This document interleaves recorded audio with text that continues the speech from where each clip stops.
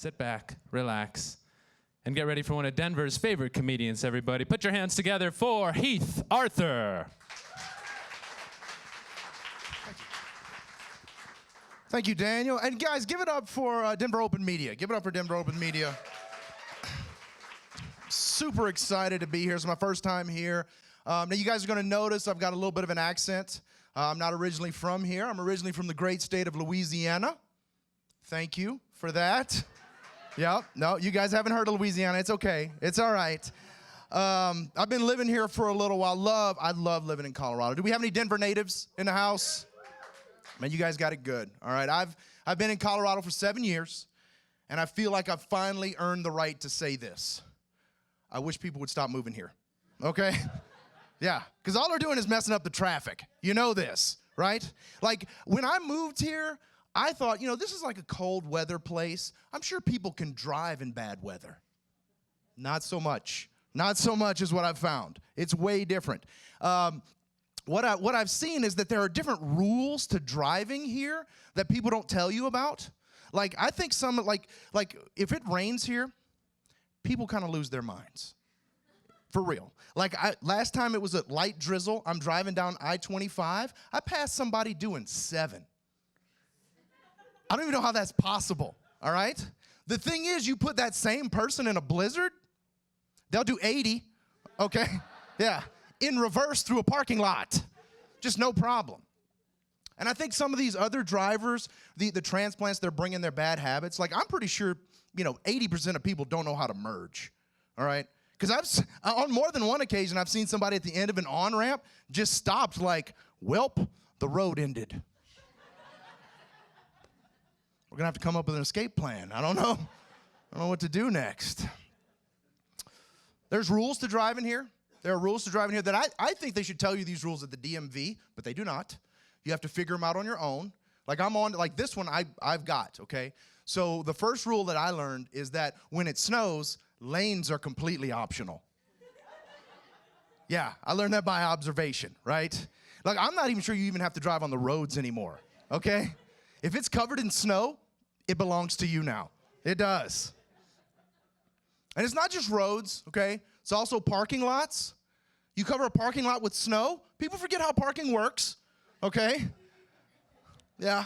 The last time it snowed, which was like 2 weeks ago, come on, all right? I had to go to King Soopers. It looked like a child had parked Hot Wheels, okay? They're facing different directions. One's upside down. No one's concerned. I feel like when it snows here, it's like we live in the rules of the purge or something. I'm like, dude, I think you ran over somebody. He's like, well, it was snowing. So, and what are you going to do? It's a good argument.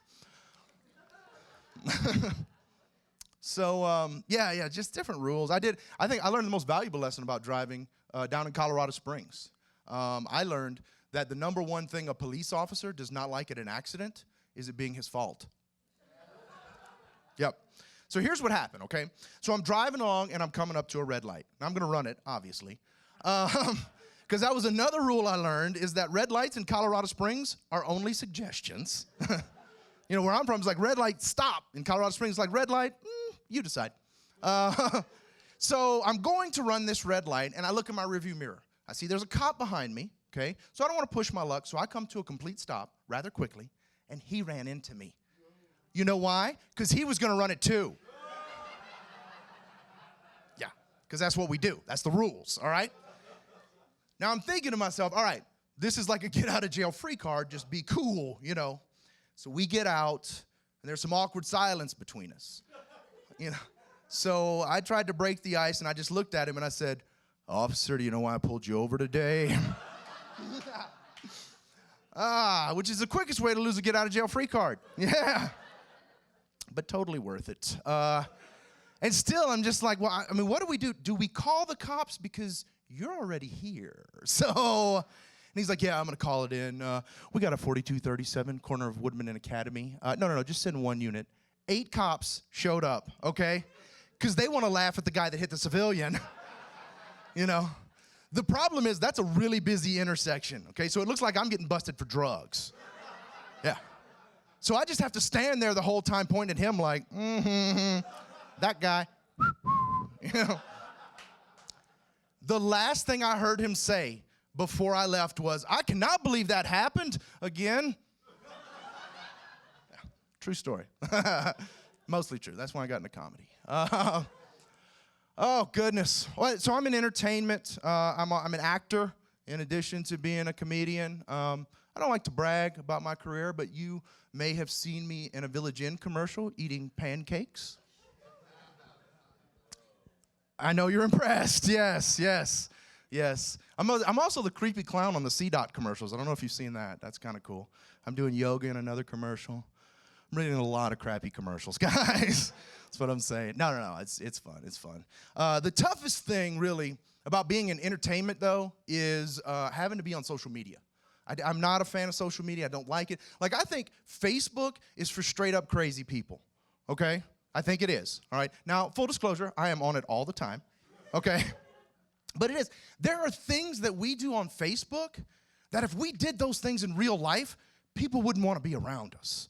Okay? Like, it wouldn't be acceptable. Like, think about it. If we became friends in real life like we do on Facebook, here's what would happen. We would tell everyone we know we're friends one time.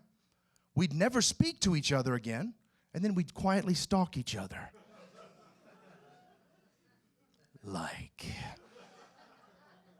Or conversations. That would be a conversation. A conversation on Facebook. If we had a conversation in real life, like we do on Facebook, you'd say, "Hey, this is a great time at Denver Open Media." And if I agreed, I'd run up and say, "Like," and run away. And we wouldn't talk about it anymore. Or pokes. Remember when pokes were big? You know? Yes. If you walked up to me in real life and poked me and didn't say anything, I'm calling the cops. Yeah. Yeah. Memes are an acceptable way to communicate with people on Facebook. Like, you can have a whole list of comments and somebody just drops a meme. That'd be like you saying, "Hey, I'm having a bad day, so I just walk up and leave a cat poster that says, 'Hang in there.'" The one that I wish would translate over, though, is the unfollow option. You guys know this one? Basically what that says is, "Hey, look, we can still be friends, but I never want to see your face or hear your words again."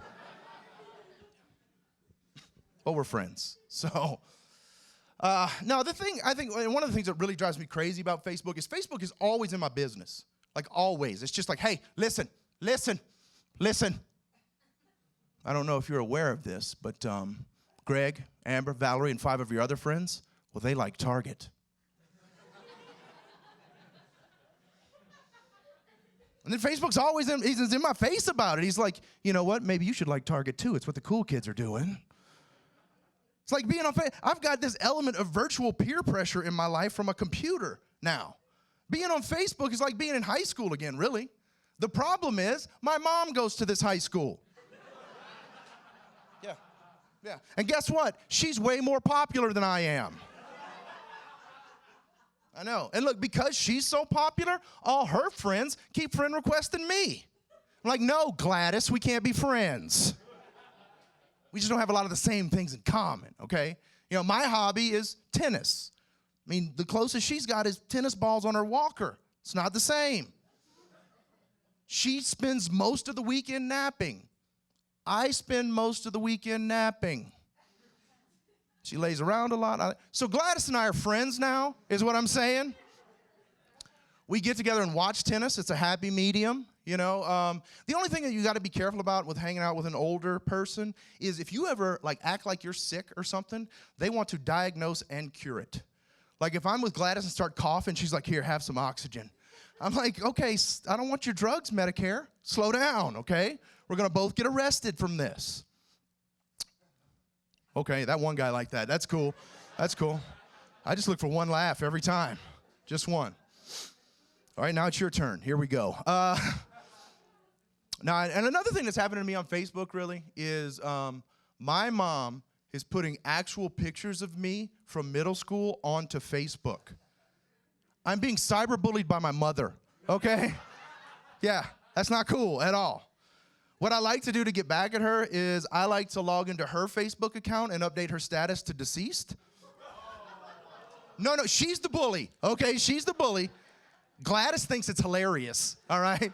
She'll call my mom to check on her. My mom will immediately call me. "Heath, why did Gladys just call to check on my well-being?" I'm like, "I don't know, Mom. Are you not feeling well?"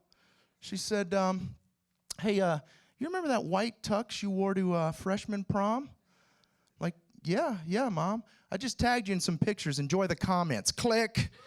Yes, she's ruthless. She's the bully. I need an adult to intervene, really. So I'm a dad. I got 3 kids at home. Thank you. Other parents have no energy to applaud or anything. It was a mild woo. They were just wooing because I made it out of the house without them. That's what it was. Yeah, thank you. I've got a 16-year-old ballerina, a 14-year-old football player, and a 9-year-old terrorist. Yep. And there are challenges to raising a terrorist that people don't tell you about, okay? Like, I tell you how she lives her life. About a week ago, she's sleeping over at her friend Abby's house. About 10 o'clock, Abby's mom calls. Mr. Arthur, we think you should come pick up Anna Kate. I said, well, does she have a bad dream or something? Well, no, we're not accusing her of anything, but we think she tried to set the cat on fire. I'm like, well, what are you calling me for? You need to call the cops, okay?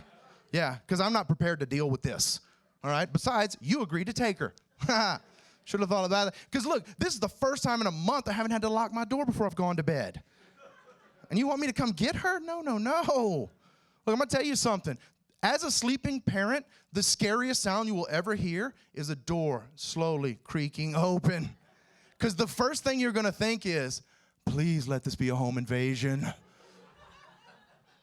Just not the kids. Now, I love my kids. I love being a parent. It's a lot of fun. My kids are awesome. I think the real challenge, though, to being a parent, though, is having friends without kids. All right? Like earlier, okay, who's got kids? Round of applause. Who's got kids? Okay, cool. Okay, who doesn't have kids? Round of applause. No, shut up. You shut up right now. Stop it. With all your energy and whatnot. No, it's just challenging. I mean, look, I have a hard time being around people that can do what they want when they want, okay? Because, look, as a parent, I need permission to go to the bathroom. Yeah. Where are you going, Daddy? What you doing in there, Daddy? Can you see my fingers under the door, Daddy? Are you crying in there, Daddy? A little bit. And guys, why is it that my friends without kids have all this great advice on how I should raise my kids? Yeah, don't be that person, all right? I got a friend, his name is Drew, and he has got the same advice it starts the same way every time. He says, now, Heath, you know we don't have kids, but we are animal parents. Like, Drew, I'm going to punch you in the throat, okay? Yeah, because you can take that animal parent stuff back to Boulder, because I don't want to hear it, all right? Because just because you put it in a stroller doesn't mean it's the same, right? Yeah, because look, if your dog pees on the floor, you can leave him outside all night, right? You know how many times you can do that with your kids, Drew? Twice, then the neighbors get involved. Yeah, it becomes a problem. You guys are like, he was funny earlier, and now I think he's a terrible father. I'm just not sure. It is a lot of fun getting to work here in the Denver area and do comedy and stuff. And definitely appreciate the Denver Open Media Group. Guys, my name has been Heath Arthur. That's my time. Thank you so much. Thank you. Welcome back to the stage, Daniel. Thank you, Heath. Keep it going. Stay up here a second so we get to know you a little bit, where we can follow you / stalk you / see things about you. But first, you've been in Denver for a while. I have. And how have you found this Denver comedy scene? Love it. Denver comedy scene's awesome. One of the coolest things about Denver is how supportive it is of all the arts, comedy and everything in between. And so it's been really cool to be a part of that. Amen, yeah. So what have been like your haunts and the things you like to do out here, and where's some places people can find you and watch you do stand-up in the flesh? Gotcha. Yes, because I'm a hologram right now. So to watch me in the flesh, I will be at Looney's Comedy Corner in Colorado Springs next weekend. I'll be featuring there. So if you enjoyed yourself tonight, I'll be doing a little bit more time there. And then next month, I'm hosting a DC Talk reunion cruise called the Jesus Freak Cruise. I'll be doing that out of Miami. And so, yeah, if you want to go on a cruise, it's expensive, but I'd love to have you there. It'd be awesome. So, yeah, that's it. Nice. And then quick online stuff where we can find you. Oh, yeah, HeathArthur.com, HeathComedy.com. You can find me on Facebook, obviously, and you can stalk me there. Yep, there it is. I've looked at that. I've looked at myself doing comedy here tonight many times on that screen. So it is highly distractive. But no, you can find me on Instagram, Twitter, all that stuff. So, yeah, see me online, guys. Thank you all so much for being here. Appreciate it. Awesome. Keep it going for Heath Arthur.